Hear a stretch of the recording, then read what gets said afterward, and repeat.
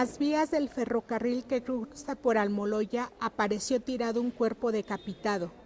Era un militar que formaba parte del comando encargado del puesto de vigilancia de la Sedena en el Ceferezo El Altiplano, el mismo de donde se fugó Joaquín Guzmán Loera. El hecho, establecido con posterioridad como un crimen y litigado en tribunales militares, evidenció otra vergonzante práctica de miembros de las Fuerzas Armadas, el indiscriminado consumo de alcohol en horas de servicio. El cadáver encontrado sobre los durmientes del tramo ferrocarril de Acámbaro, en el municipio de Almoloya de Juárez, tenía la mano derecha machacada, con fracturas múltiples y los dedos cortados. A unos metros, sobre uno de los rieles, la cabeza aplastada y desfigurada, la masa encefálica esparcida y líquido hemático derramado sobre el metal y hasta en la grava por debajo de las vías. José Luis, un lugareño, lo descubrió cuando camino a su trabajo cruzaba por aquel paraje, conocido también como Barrio Santa Juana. Eran casi las 8 del 29 de noviembre de 2005, pero la bruma invernal aún era intensa en esa parte del Estado de México. Así que, solo hasta que lo tuvo de frente, vio que aquellos despojos inertes y lacerados portaban un uniforme militar. Estaba decapitado, y José Luis corrió a avisar a los elementos del puesto de control a un costado del penal. Soy Ana Lilia Pérez, soy periodista y autora del libro Verdugos, Asesinatos Brutales y otras historias secretas de militares, editado bajo el sello Grijalbo. Creo que este libro aporta mucho para entender el deterioro que en la actualidad tienen las fuerzas castrenses. No solo asuntos de abusos de autoridad por parte de militares, sino qué es lo que provoca, qué es lo que genera que los militares deserten de las filas de las Fuerzas Armadas, que militares incurran en este tipo de prácticas de tortura, por ejemplo.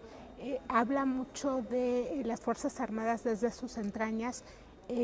también explora la parte del abuso de poder que hay en estas estructuras. A veces el civil recurre a las Fuerzas Armadas como una manera de sobrevivencia, es decir, como una manera de garantizarse un empleo de manera rápida y sin que se le exija tanta preparación, aunque hay que distinguir entre los civiles que se enrolan en el ejército, en este reclutamiento permanente que hacen las Fuerzas Armadas, y aquellos civiles que entran a las Fuerzas Armadas en una carrera, en una militares de carrera se le llama, donde ingresan desde el heroico colegio militar, donde cursan las licenciaturas, incluso los posgrados, dentro de las escuelas de las Fuerzas Armadas, y en algunos casos en cursos de élite en otros países también que reciben este tipo de entrenamiento. Sin embargo, a la hora de ejercer el mando o a la hora de actuar en ciertos momentos, sobre todo a través de la llamada guerra contra las drogas, bueno, quien ejerce ahí el mando muchas veces no se trata de una cuestión de ignorancia o de desconocimiento, que sean militares que no están preparados, sino se trata de una forma de ejercer el mando de manera totalmente vertical, sin que se cuestionen esas órdenes y sin que los militares tengan muy claro también su papel para ciertas tareas en las cuales los ha enrolado el propio gobierno, que además no son parte de la esencia misma del ejército o no son tareas que por ley le correspondan al ejército. En distintas ocasiones se ha planteado en México la necesidad de un ombudsman del ejército, pero yo creo que ni siquiera eso bastaría,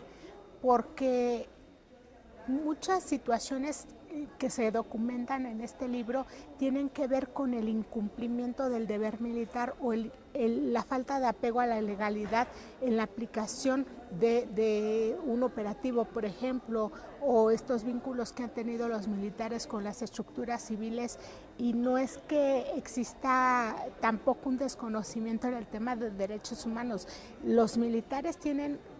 dentro de sus áreas temáticas también esta parte, pero a la hora de aplicarlo, ahí es donde viene la gran diferencia, y esto pasa como en las estructuras civiles. México es un país de leyes, es un país de legalidad, sin embargo a la hora de aplicar la ley hay una aplicación discrecional por parte del Poder Judicial. Entonces aquí pasa algo similar.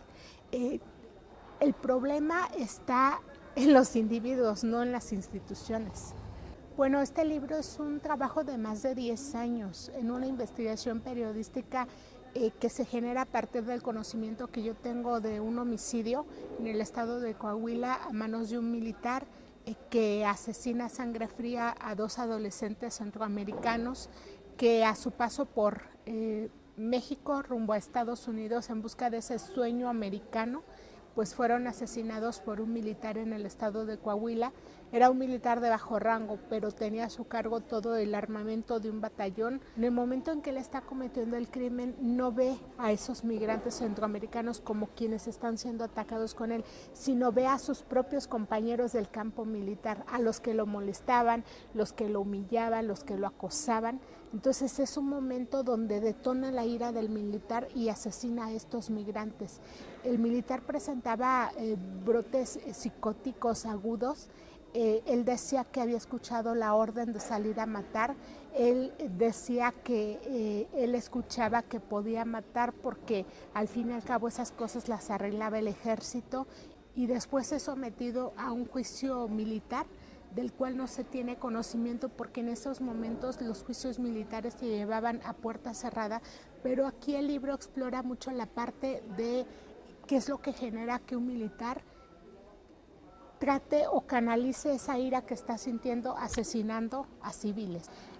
Exploro también la parte de las afectaciones mentales que están teniendo miembros de las Fuerzas Armadas derivado de su propio modo de vida castrense o de la manera en la que se aplican las leyes y las reglas no escritas dentro de las Fuerzas Armadas. Hablo de abuso de poder, de humillaciones, del que los inferiores no puedan cuestionar las órdenes que les dan sus superiores, si les mandó a disparar a una comunidad o si les mandó a detener o obtener una confesión mediante tortura. Ellos cumplen las órdenes porque eso es parte del ideario militar. El problema es cuando en ese ideario se está afectando a otras personas. Hasta hace unos años en México escuchamos los nombres del general Acosta Chaparro, del general Gutiérrez Rebollo, Quirós Hermosillo, como implicados, generales militares de muy alto rango implicados con el narcotráfico, particularmente con el cártel de Juárez. Y suponíamos que era una historia pues del México contemporáneo. Sin embargo, yo exploro desde dónde vienen estos orígenes de la infiltración del narcotráfico en estas filas castrenses, porque también trataba de encontrar alguna explicación de el por qué este gran fracaso del propio ejército en el supuesto combate al narcotráfico. Y tiene que ver con la infiltración del propio narcotráfico a las filas castrenses. Entonces, en los orígenes de esta infiltración, indago qué militares trabajaban para el narcotráfico y encuentro la historia del general Mariles, que fue un ícono no solo de la milicia, sino de deportes olímpicos, porque el general Mariles en 1948 en unas olimpiadas dio por primera vez a México una medalla olímpica. La medalla de oro, la primera medalla de oro que tuvo México en las olimpiadas fue por el general Mariles, por el deporte ecuestre, donde era un as, una eminencia, él así como otros militares a los cuales él capacitaba. Él entrenaba no solo en México, sino en diversas partes del mundo. Pero el general Mariles en Europa se vio implicado en tráfico de heroína procesada en Marsella, y que traería a México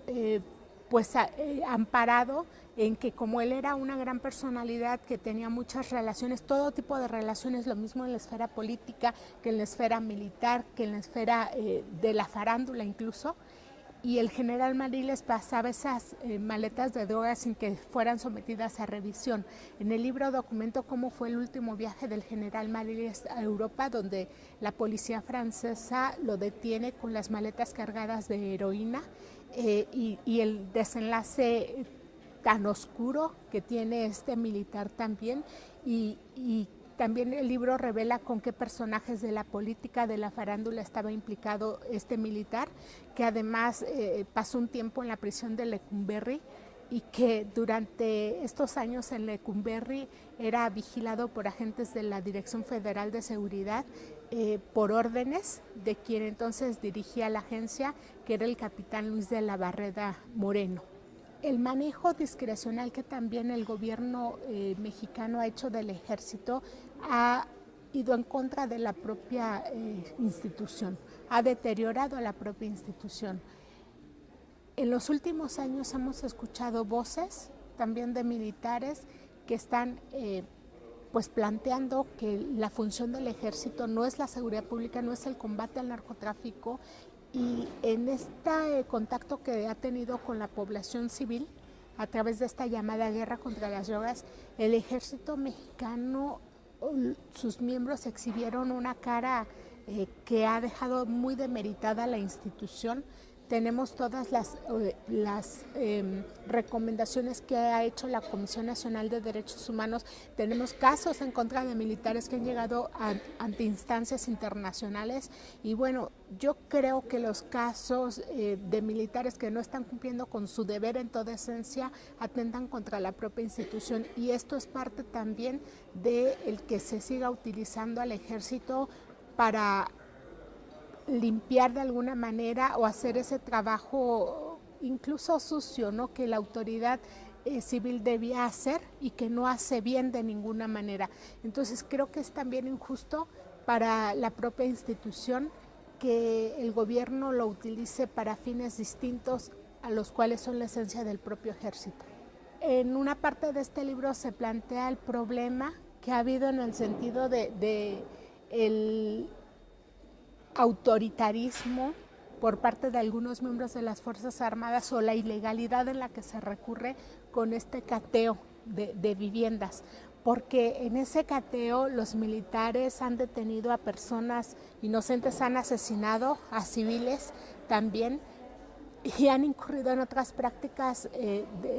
roban objetos, detienen injustificadamente, y eso era en momentos en que se estaba cuestionando este tipo de cateos. Ahora prácticamente se les da una carta abierta para que se haga este tipo de prácticas. Creo que es un error hacerlo sin revisar qué tan preparadas están los militares para este tipo de prácticas, puesto que con las recomendaciones que la Comisión Nacional de Derechos Humanos ha emitido respecto a este tema de los cateos ilegales, creo que bastarían para preocupar no solo a los propios mandos del ejército, sino a la autoridad civil, a los legisladores, que conozcan muy bien qué es lo que están aprobando, porque si no es de esta manera, entonces veremos consecuencias a muy corto plazo. Bueno, para la indagatoria de este libro yo viajé a uno de los centros de adiestramiento de élite más importantes del mundo, que es el centro de adiestramiento de la Brigada Caibil, que está en Guatemala, en la selva del Petén, es selva virgen, que linda en la frontera con Chiapas y una parte de Belice. Este es una selva agreste donde durante 60 días se prepara a los militares que previamente han sido seleccionados en los distintos ejércitos del mundo para ser lo que ellos denominan un soldado superior o el mejor soldado del mundo. Entonces, es una preparación que se basa, el 90% del entrenamiento es una cuestión psicológica y el otro 10% es desarrollar las habilidades que ya traen los militares por su propia historia dentro de las Fuerzas Armadas. A mí como periodista no pudo dejar de impactarme ese modelo de entrenamiento que yo definiría casi sobrehumano, ¿no? Y creo que si se aplicara de buena manera ese tipo de entrenamiento, pues la historia de los países sería otra. La realidad es que esos soldados que se cuentan entre los mejor preparados del mundo han sido reclutados por narcotraficantes mexicanos, particularmente por el cártel de los Zetas, recientemente por el cártel de Sinaloa, para servir a las filas del narcotráfico. Y en México hemos visto las consecuencias. Por ejemplo, estas prácticas de degollar a las personas que se ha hecho tan patente en estados como Tamaulipas, en Veracruz, y que se vinculan al cártel de los Zetas, es una práctica de los militares caiviles. Entonces, gran parte de la violencia de algunas regiones de México encuentra su explicación en este modelo de entrenamiento militar. Fue una experiencia muy interesante. En su momento fui la primera mujer periodista que había ingresado a ese centro y fue pues de mucha enseñanza el poder presenciar cómo era este entrenamiento, el escuchar esos testimonios, el tener las entrevistas propias de los entrenadores, del jefe de la brigada caivil, que reconocía que los militares que los